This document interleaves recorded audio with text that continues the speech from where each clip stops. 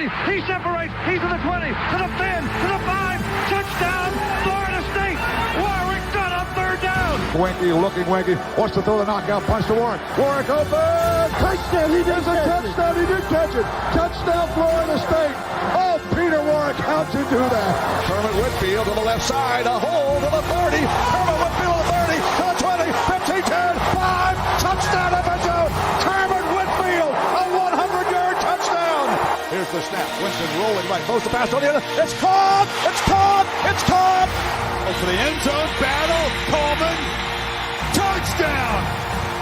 We're doing it for everybody. We're doing it big all over the country, all over the world. And I'm proud. I'm proud to say I'm a Florida State Seminole.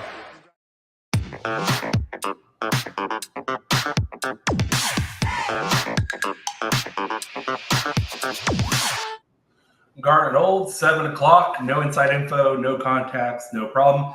The man you just saw in the intro, James Winston, man, I can't wait. He's going to be honored this week. We'll talk about that more. But Vince, how are you? Oh, man, Ryan, I am flying high. We're 10-0, brother. We're about to be 11-0. And that game this past weekend, we did our instant reaction show. But as this week has drawn out, the win has become even more savory over the days, which we'll talk more about that too.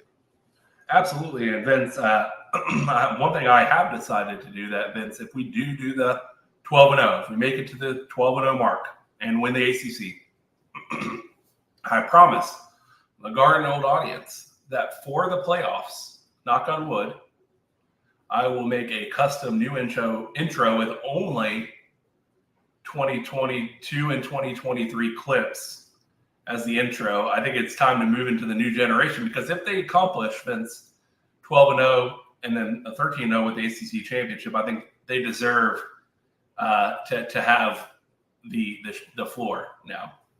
Yeah, I mean, there's no doubt about it. There's enough clips, right? There's enough clips to do it now.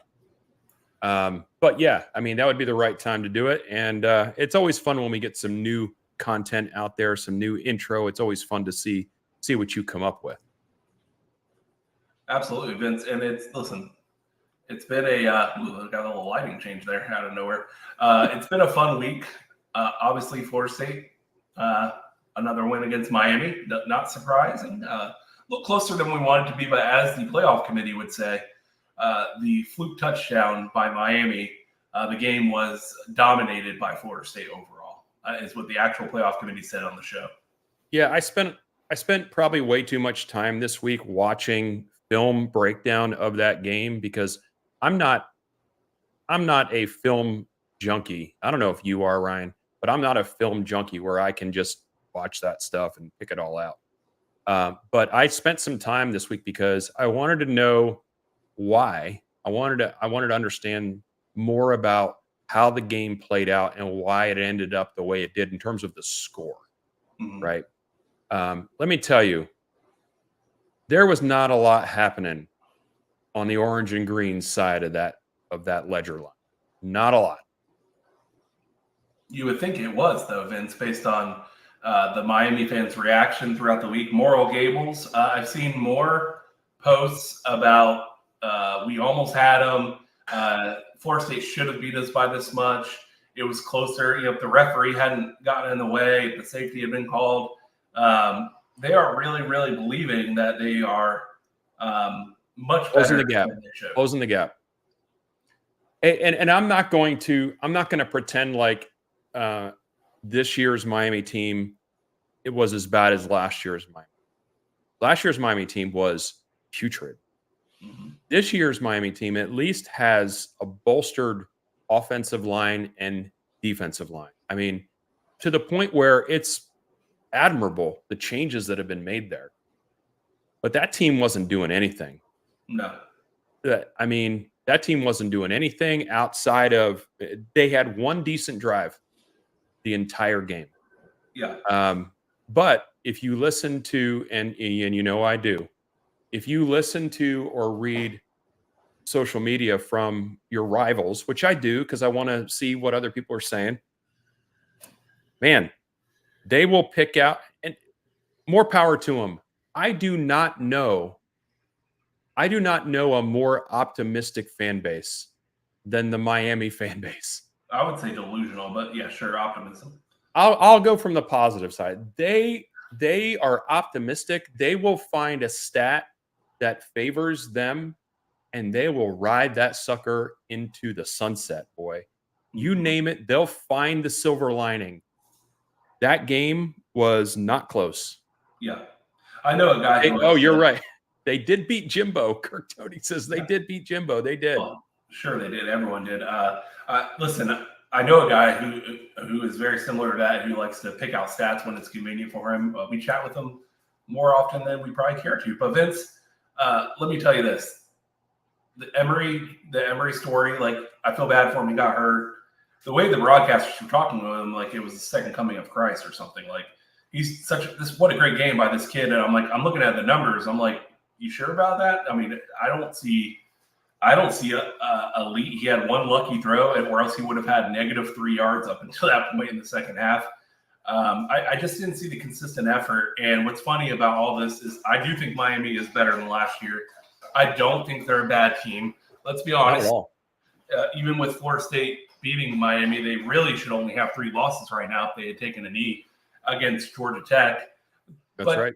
But to act like I'm a blue sky guy too, but to blue sky everything. Vince, when we were doing our show, right, and we lost to Jacksonville State, or we lost to teams that we felt like we shouldn't. When we lost to Wake Forest last year, we weren't coming in here saying like, almost had it if they hadn't done this and hadn't screwed us here. And no, we were like, we got to play better. We were not good enough for that day. We didn't prepare. So I do feel like it's good to be optimistic, big picture. Like, we feel like it's going in the right direction without, honestly, you would think Miami won the game. Well, they feel like they won the game because they quote unquote kept it close. So, and people are calling it their greatest loss in program history. What does that even mean? Yeah. What does that mean? And if, I don't know, some people are gluttons for punishment. Sometimes I am. Sometimes I will pop on a Twitter space or an X space just to hear the type of things that are being thrown around. It's been weird this week. It's been over the top weird. And in terms of them trying to find a reason to celebrate last weekend, there are people saying that the end result of last weekend's game was better for their recruiting than for Florida State's. It checks out. The math is math in there, What does that even mean?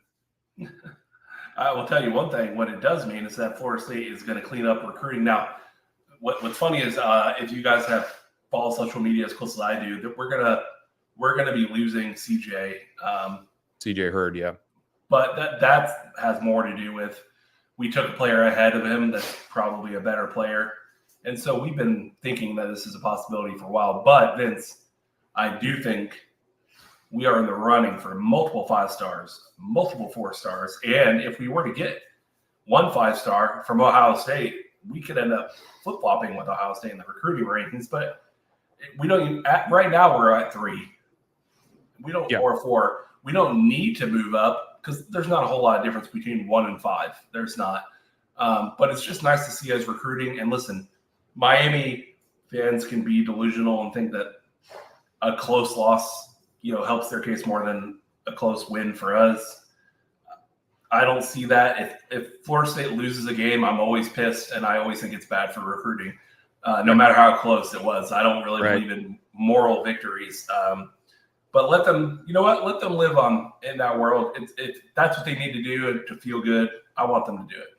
Here's the thing about that is that if you compare this year's Miami season compared to last season, I know we're talking about Miami a lot, but they kind of brought it on themselves.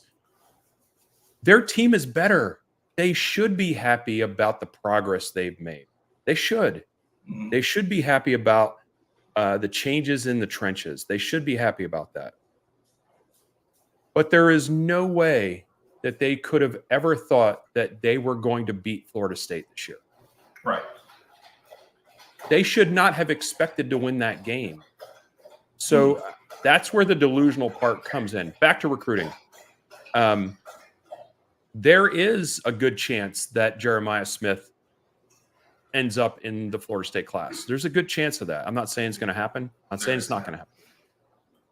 But there's it's more, it may be more than a coin flip. Yeah. So that could happen. And as far as whether we're, third in the rankings or second or first, I think if you're in the top 5 to top 8 and you are doing that class after class, that's what matters. Yeah. That's what matters. So, we don't need to be in the realm anymore of, touting, hey, we won the recruiting championship. Right. We won the off-season championship. Those days were in the past. We don't need to hang our hat on that. Sure. But it's more than just Jeremiah Smith, because, I think Miami's got to be worried about a couple other people in their class that might be thinking, maybe this isn't where I should be going. Yeah. And of course, Florida is bleeding recruits right now. And what's so amazing about Florida bleeding recruits is they were the first ones teasing us in the offseason about our class. But Vince, before we move on past this and into more, this weekend and everything, can we talk Jimbo Fisher for a second? Yeah, we should talk Jimbo Fisher.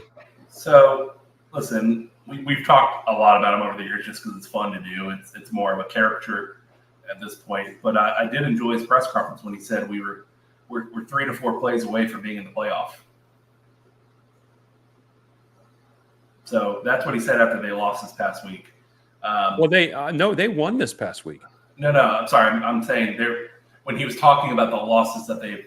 Oh, gotcha.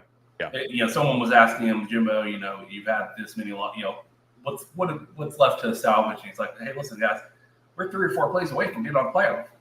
And I'm just like, it just brought back PTSD for me when he was like, 1 play away from out the gate. Out the gate. But listen, he's gone. I'm sure he's not. He might be disappointed that it's an ego shot, right? It's an ego shot for sure that you feel like I'm a good coach and I didn't work out here. But my man, if you saw the breakdown of his payout, he gets $28 million immediately. Oh, yeah. 28 overnight, and then for the next 5 years he gets $7.5 million. Yeah, and Kirk his Tony says it here. Yeah, imagine being paid all that money just to go away. Yeah, I mean, I would. My company could do that right now, and I wouldn't be upset. But listen, what's even better about this? He can get another job, and in his contract language, it says that they don't have to subsidize, subtract. Like Willie Taggart when he got fired from Florida State, and we owed him that money.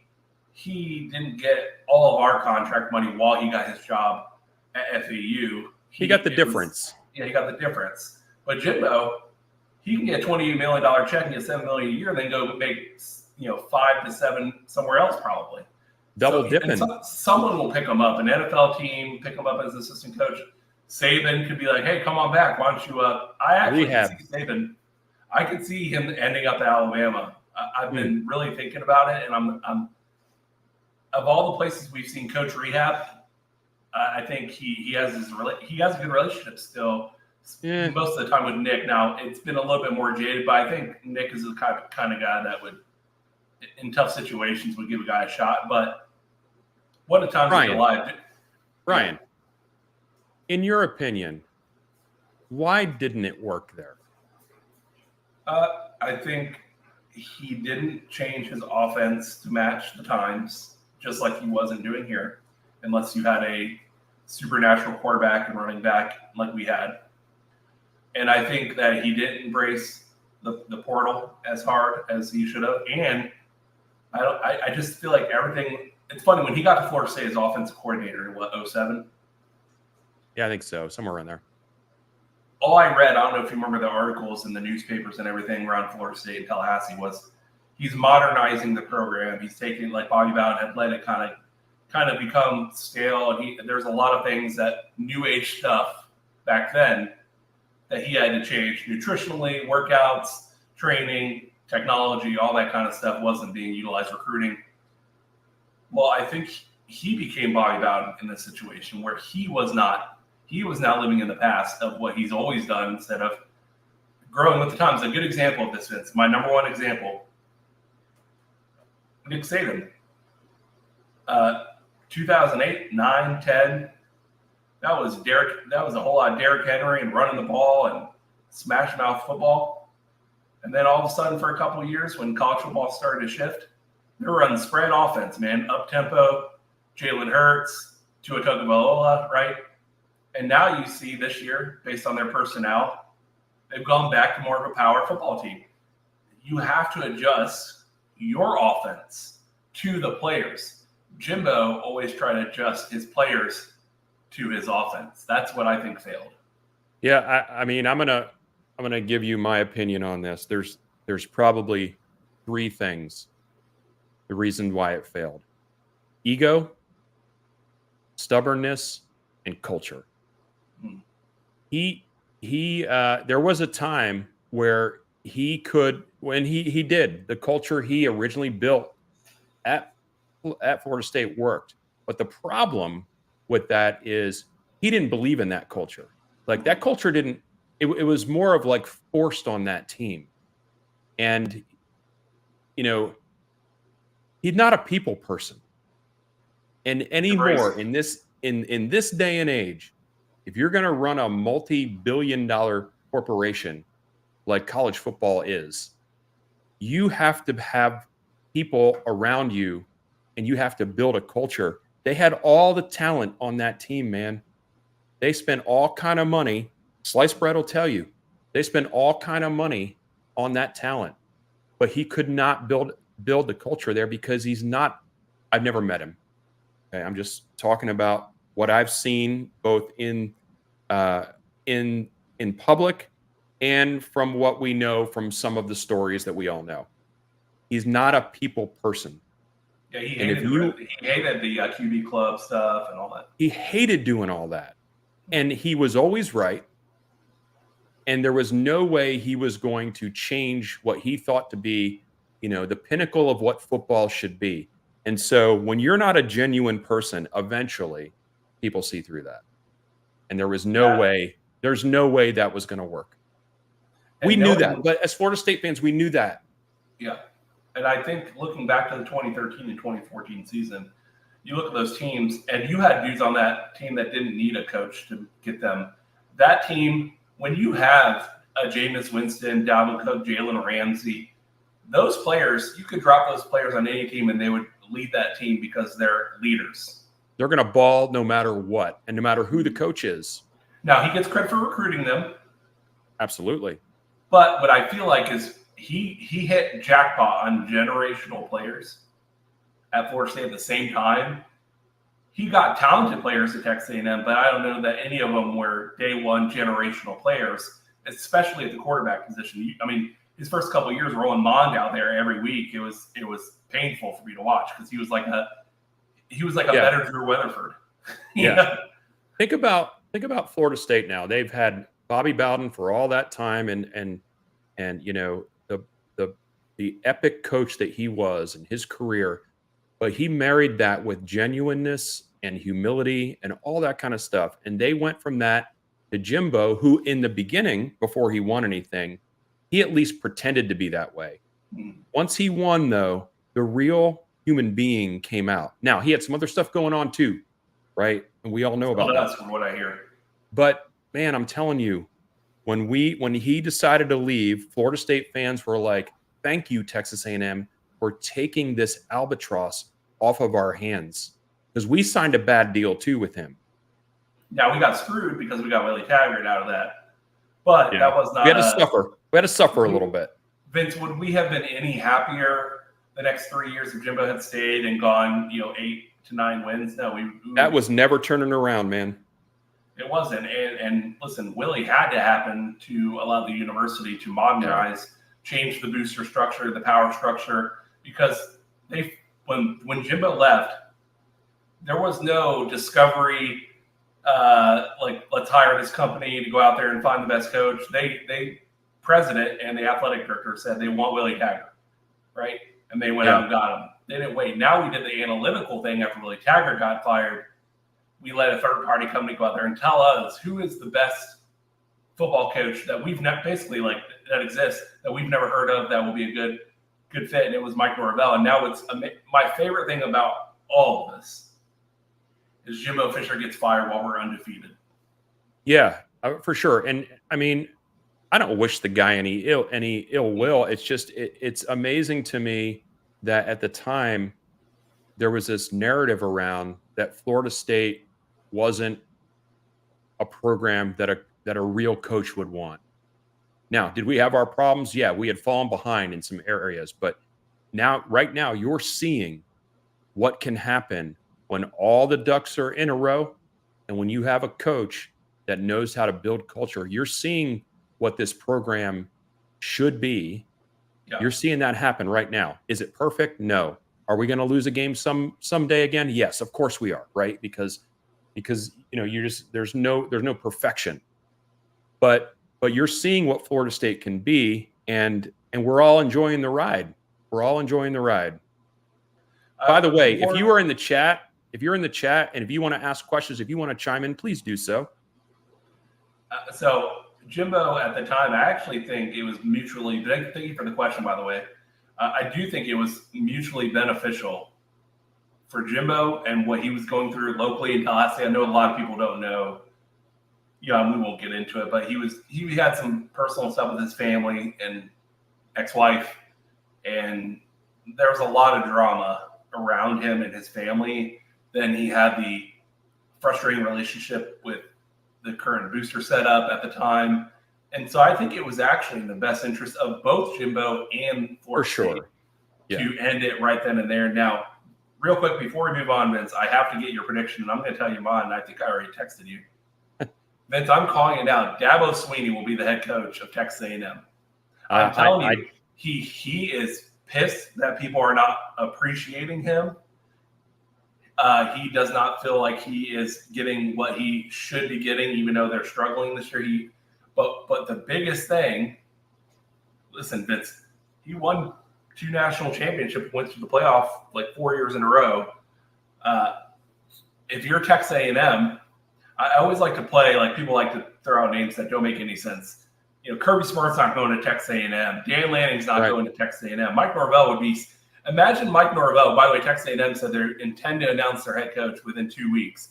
Mike Norvell, you think at 12-0 with a chance to go to the playoff and national championship is going to say, yeah, you know what? Let's go to Texas A&M and start over. It doesn't make sense. It's a dumb narrative. These lists are the agents putting out names to get their people renegotiated. I will not be surprised in the next 3 weeks if we hear Mike Norvell's contract has been extended and up for the foreseeable future. But Vince, Dabo Swinney has the resume. He's not happy. And I think they are dumb enough to pull the trigger and bring him in there. And it'll be mistake for them. I would say that they've made some mistakes in the past with hiring coaches. And, if there's someone as quirky that fits kind of the way Texas A&M is in terms of being quirky, and that is a light statement, Dabo would fit that. There's no way Dabo's going there, in my opinion. I think you're going to see someone like Elko go. Who's your actual prediction? Give me your actual prediction. Gun to your head kind of situation. Probably Elko, I think, would be my top one. And then other than that, it'd probably be probably a coordinator from another school that they've had an eye on. I don't know that they're going to look to go big whale hunting on this one. My backup candidate, my second candidate, Vince, is Lane Kiffin. Well, I mean, he has a track record, man. He has told every school that he's been at a press conference, like, I'm happy here, I want to stay, and then he bounces, right? So don't trust anything that he says. Because, Jeffrey Day says, I hope this makes sense. This whole thing seems like to me that traditional coaching, quote unquote, in today's college students and politics has changed a lot. And what might have been the right approach in the past just isn't going to work. That's for sure, absolutely true. And I get Don't what tell you're Jimbo saying that. there.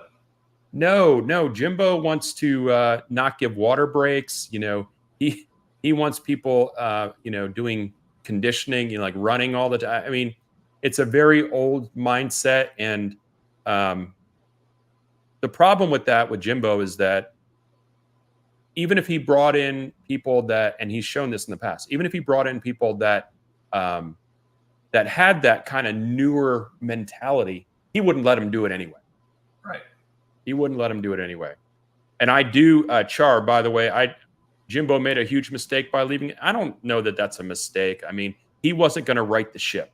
He wasn't going happy. to right. No, and he wasn't happy. So I don't. Hey, everybody needs to do what makes them happy. And for him, he wanted to go get some boots and have a cattle ranch and do some swaying. Hey, and he got paid to do it. And he got paid to do it. All right, let's move on from the Jimbo talk, Vince, and talk about Saturday. Yeah, sure. Vince, what is the weather like Saturday in Tallahassee?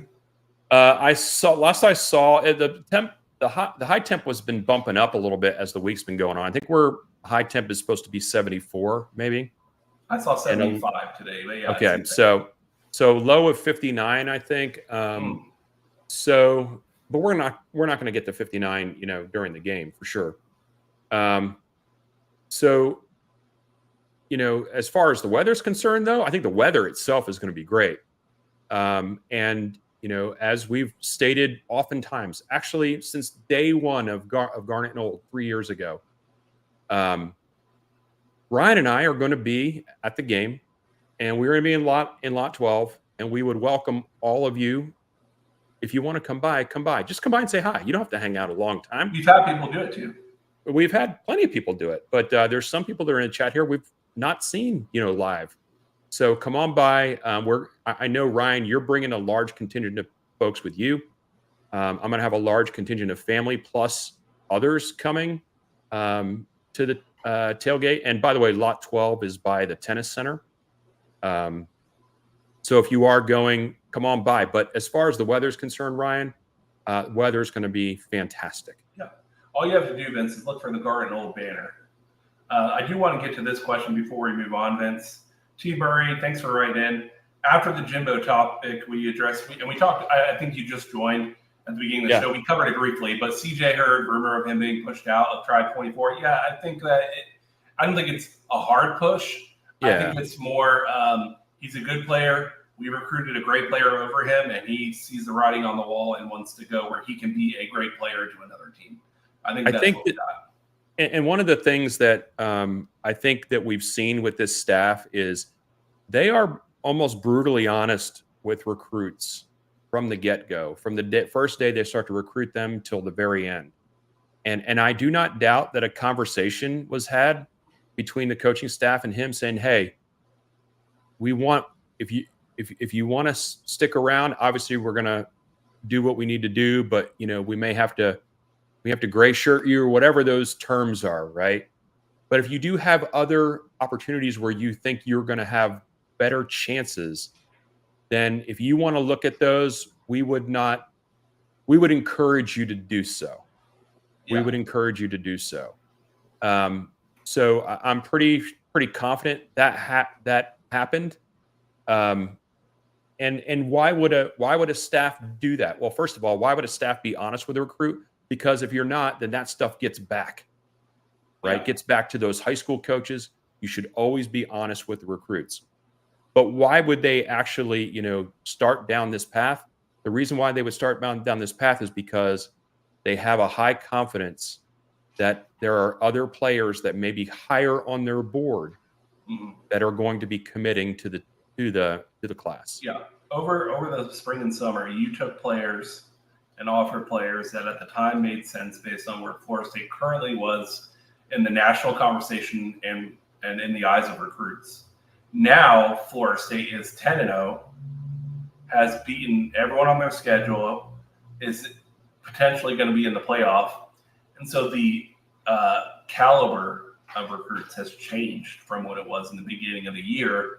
And so, before it was a 5-star, maybe a sprinkling of 4s and a good amount of 3s.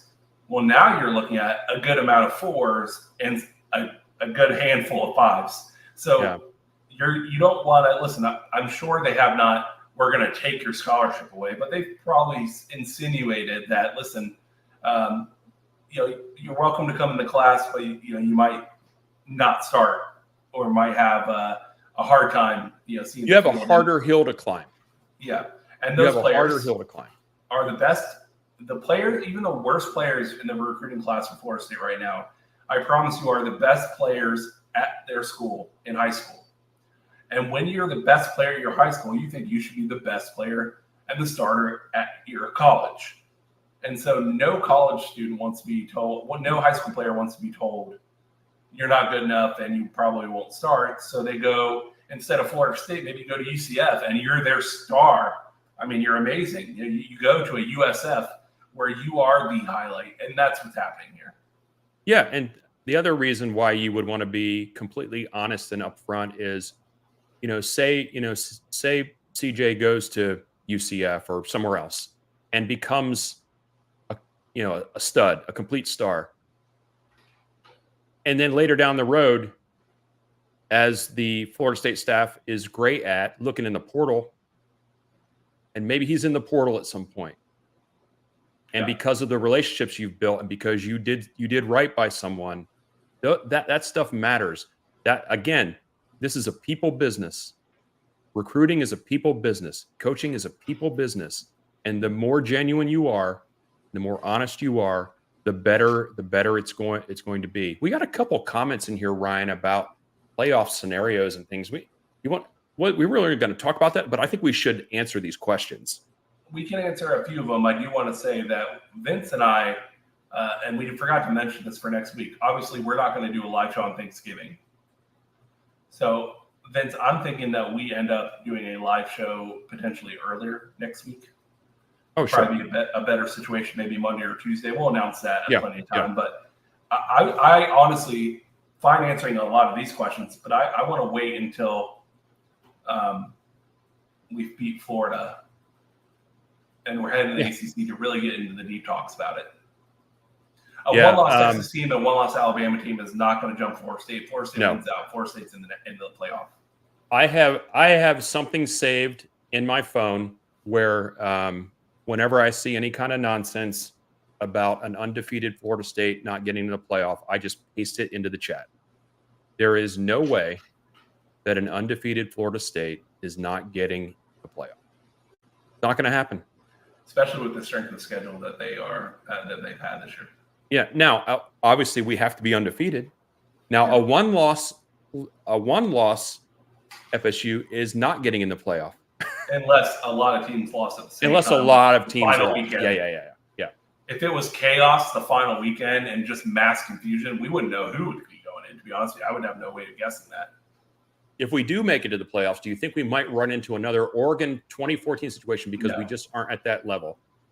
First, I'm confused on the question. Are you insinuating, Char, that Florida State in 2014 against Oregon wasn't ready for that stage? Florida State was about to blow that team out until we fumbled it 5 times. Yeah, we were in the red zone.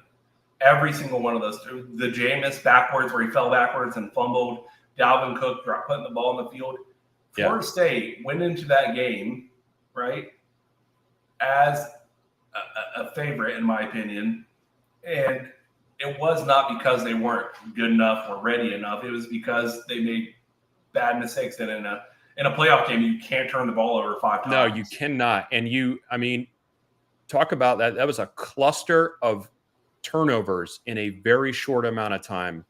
And while that team was uber talented, that was too big of a hill to climb. So Florida State was ready for that game. They were about to blow that.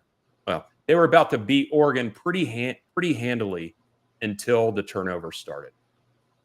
Vince, I do want to move on to actually this week's game. We're not going to cover. Listen, love the comments, by the way. Yeah, keep them coming. Keep coming. We love all of our audience.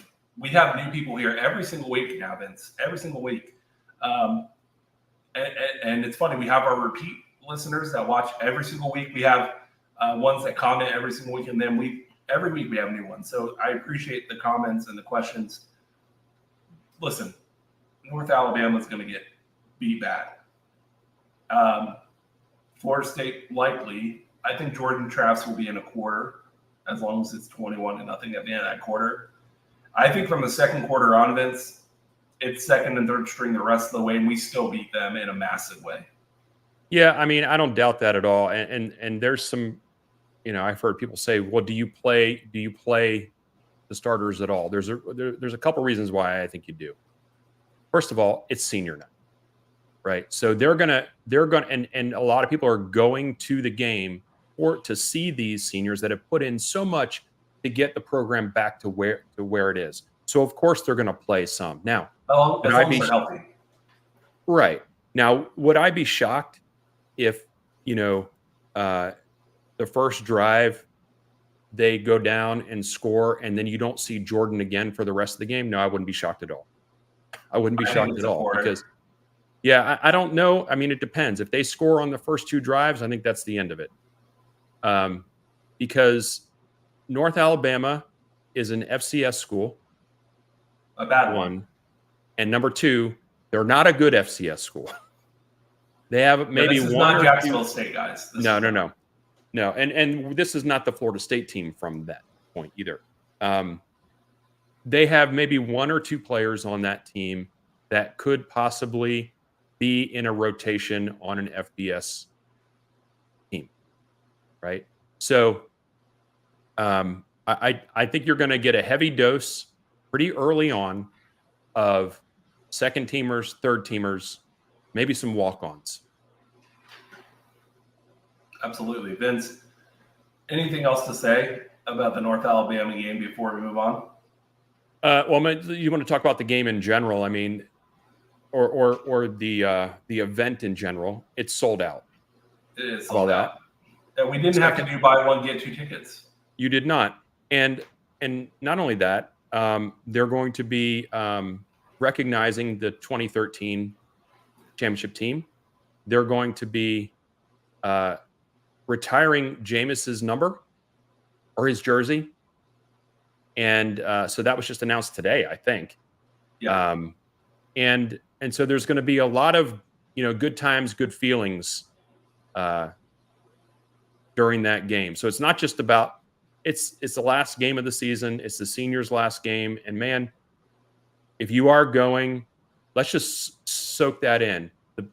The guys that are on the team that have been here for a while, have they seen some hard times, man?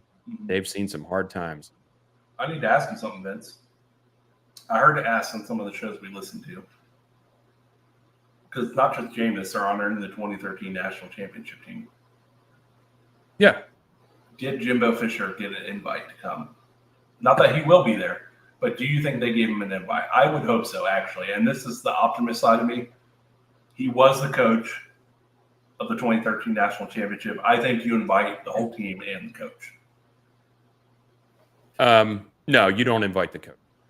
Really? No. I would. Sports.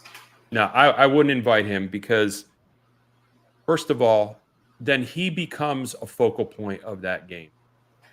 And the last thing that this team, that what they've put together and what they're doing and what these seniors have gone through is to take any shine off of what they've done.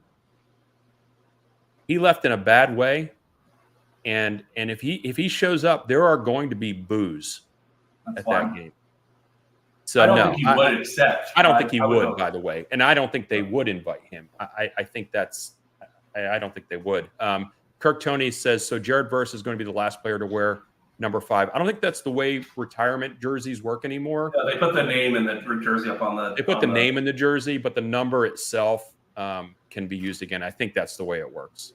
Yeah, he'll end up on the. I know if you've ever been to seeing a game live, they have the numbers and the players up there that are have been. Char is asking about the UF game. We'll talk about that next week. Absolutely, Vince. Anything else you want to say about the North Alabama game? No, man. I just hope to see some of our peeps there, man. Yeah, get yourself to the game. Get yourself to the game. There are still tickets available, even though it's sold out. You can get tickets. Stuff up. Come on and hang out. Well, Vince, it's time for our favorite segment of college football season, and that's our ACC Pick'em. Are you ready, Vince? I'm ready. Let's do it. I said, are you ready? Let's do it. How'd you do at the tables last night? I'm about even. Here's an idea. Why don't you give me half the money you were going to bet?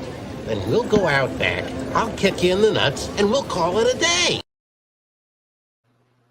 All right, Vince. What do we got here? Bring it up. Let's go. Garden Old Pick'em, Week 12. Vince, we got some interesting matchups here that I actually am wanting to watch. BC, Pitt. What an odd matchup here. I don't know how I feel about this game because neither one are great. I'm surprised. Are you surprised, Vince, that Pitt is the favorite? I am kind of surprised. And by the way, I am not picking Pitt in this game. Okay, perfect. Picking I'm going Boston College. Yeah, we both are going Boston College because, Vince, the more Boston College wins, the less painful that close win that Florida State had against them was. Yeah, I just can't see Pitt winning this game. And if you look at the line, -2, a home team usually gets 3 to 3.5 points just for being the home team. So what this is really, they're saying this is a toss-up. Number 10, Louisville, potential ACC title matchup against Florida State is going to take on Miami. Vince, all year I've been screwing with Miami. They're going to, they blow this game and that game. And I was right on a lot of them. I hit on a lot of Miami's losses this year. Yes, you did. Vince, Miami wins against Louisville and covers. Okay. Well, yeah, it would be kind of hard not to cover. You could. I mean, yeah. Well, no, you not cover. I mean, you could push. Yeah, you could be push. at a 1, right? But we don't count those. No, we don't. So Raj says every one of them. Yeah, I just can't see it happening. I have to go Louisville here. Duke taking on Virginia. Virginia's at home. I still don't know how I feel about Duke. They're so hard to predict. This is a toss-up game for me. I'm going to go Duke, but I'm not confident. I say Duke, but they don't cover. They win by field goal. Okay. Duke no cover. I'm going to go Duke here. -3.5 Virginia. Yeah, I think for me this is a Duke cover for me. Wake Forest playing at Notre Dame. Notre Dame easily. I don't think but I don't think they cover. I'd agree with you on that. That's a big spread. That's 24.5 is saying that complete disrespect for Wake Forest and all the way down. Wake Forest isn't any good. But, I mean, Notre Dame hasn't been lighting the world on fire. They haven't been great. Yeah. So yeah. I just don't see that. This kind of goes with my earlier Miami pick, Vince. North Carolina beats Clemson. Okay. And with that, creates potential chaos for the final week of the ACC, the following week, in which North Carolina may actually, based on win losses and tiebreakers, might sneak into the ACC title game. So I'm going with the chaos card at the end of the year. Me too. That's why I'm picking Carolina for this game, because I want to see the chaos on who's going to be the opponent in the ACC title game. Who was it just asking about who is going to be the opponent? Kirk Toney says, is Louisville going to be the opponent? We don't know yet. Yeah, there's only one team that punched their ticket long ago to the ACC championship, and that's Florida State. A few weeks ago now. We've been chilling, just knowing where we're going to be while the other teams are fighting for the scraps, right? By the way, Char's chiming in here, basically saying Pitt is holding their own so far against Boston College's 3-3 start of the second quarter. That started at 7. Yeah, that started at 7, and we hit, obviously doing the show, we don't have it on. So I'm actually going to turn that game on right after we get done here. Let's move on to NC State at Virginia Tech. I'm taking NC State. An odd line here. I don't understand the thinking here because, I think NC State's a better football team than Virginia Tech, but, it's Vegas. They might know something I know. I'm taking Va Tech here. I have not taken them a couple times this season, and they've won. I'm not going to make that mistake. They're at home, and I think they are going to win this game. And a complete coin flip. Syracuse at Georgia Tech because they're both not great. I'll go with Georgia Tech to cover. Yeah. Oh, I thought you were going to go Q's for sure because you've been all over Q's for the last They few let me weeks. down. Vince, they've let me down too much. Let's see. Do I take Q's here? Sure. Just to make it interesting. And Vince, why don't we tell the people at home, in case it's the first time listening to Garden Open, we have a few first time watchers right now, why we pick the Georgia Southern game every week. My younger daughter, is a Georgia Southern student. And so I've been to a couple games there at Paulson. Great place to see a game, by the way. The team is pretty good this year. And so we add this to the pick'em just to give the correct respect to the Eagles of Georgia Southern. I'm going to pick Georgia Southern, and they're going to cover. I'll go with you on that. They lost last week to Marshall, which I think they had some opportunities in that game to win, but they did not. All right, here we go. This is a tough one. The big question. There's no line in this game, obviously, because you're playing against an FCS team, right? So there's no spread. Tell me what you got, Ryan. Only because the backups will be in often and early, or else if the starters were in the whole game, Vince, it would be pick your score. But because the starters will be out there, I say Florida State 38. Wrong one. You're on North Alabama. Florida State 38. And let's see. No, I'm assuming it's Florida State, okay. brother. I'm just putting the Florida score State, 38. North Alabama, Vince, for the first time all year, 0. A blowout to end the season. I will take a little bit of what you're saying and say that because it won't be the starters through the whole game, I'm going to actually give North Alabama a score. But I am pretty bullish on the on our depth. I'm going to give you a 56-7. That's what you do. Yeah, I can see it. Hey, it's 14-0. They pull all the starters. You score, a touchdown, a quarter of the rest of the, that kind of thing. That's kind of how I feel about it. And we all know Mike Norvell, and I actually kind of like. Some people would like him to run it up on a lot of teams. No. Anytime we've been up more than 2 touchdowns with 10 minutes to go in the fourth, he's gone full. Let's run the ball every play. Yeah. You remember a few years ago we played, I don't remember who it was, like Savannah State or somebody like that, and they actually had a running clock. I thought that was the Idaho game. No, that was not the Idaho game. That should have been. Yeah, it could have been. That game was like 80-7. Let's look at the totals, Ryan.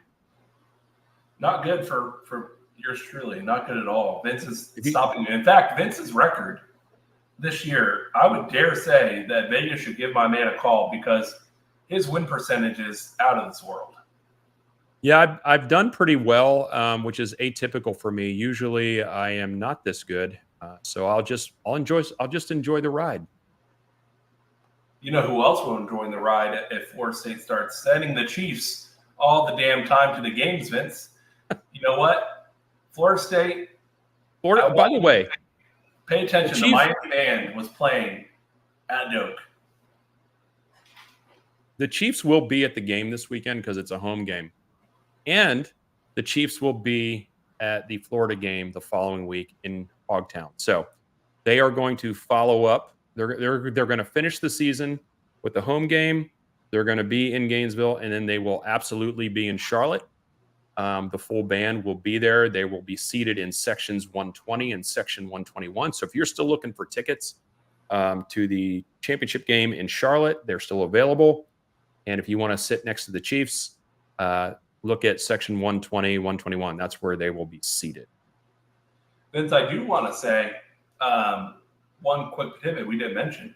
If you are a Seminole booster and you are going to this game, following the game, once all the players and coaches are off the field, you will be allowed as a booster to go on the field after the game.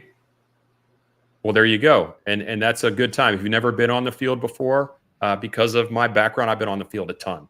But if you've never been on the field before, it's awesome. You should go do it. You should go out there, take some pictures, do whatever. Vince, you're a booster. I am. I'm a booster. We have done many post-game shows. Vince, is there any chance at all, that we could do a hello? Oh, that's a good friend of Monty Kristen's. That's their mom. Hi, Miss Kathleen. It's good for you to stop by, support the Knowles. She's one of our biggest fans on social media, on Facebook, sharing every episode, which I really appreciate. But Vince, touchdown Pitt.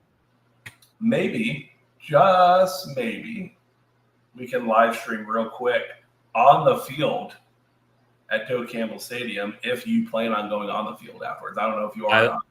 I love it, and we should do it.